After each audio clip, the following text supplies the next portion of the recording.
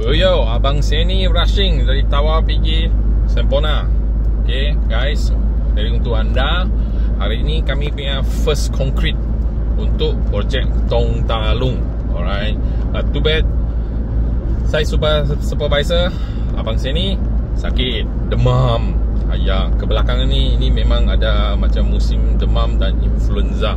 Especially di Tawau banyak budak-budak kanak-kanak kena influenza. So guys, kena take care. So bila first concrete ni ataupun time concrete adalah sangat crucial, sangat penting punya masa untuk kami punya construction site. So kami kena jaga betul-betul. Dan luckily Abang Seni punya site engineer yang sebenarnya masuk kerja bulan Disember, dia memang di Sempona, dia ada free pagi ni, boleh bantu Abang Seni turun juga pergi site jaga kami punya concrete. So kami sebagai kontraktor, time crucial ni kami kena pastikan tiada mistake. Okay, ada beberapa benda kami kena selalu jaga dekat footing. Alright, pertama, biasalah kan kami korek pergi bawah, alright, untuk buat footing.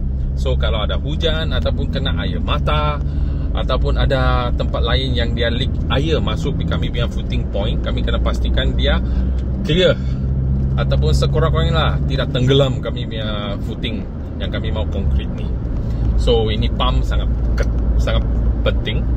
Alright, so yang bahagian ni Abang Seni dekat site sudah ready 6 pump, 6. Okay, kerana kena pastikan tiada masalah dekat bahagian air di dalam footing. Dan kedua, kami ada 4 mesin yang boleh ubah dia jadi sebagai vibrator kena selepas konkret.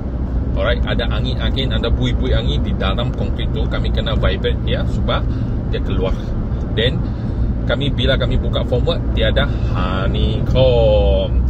So guys, itulah bila time concreting sangat crucial. Kami mesti mau ada orang yang boleh supervise, facilitate.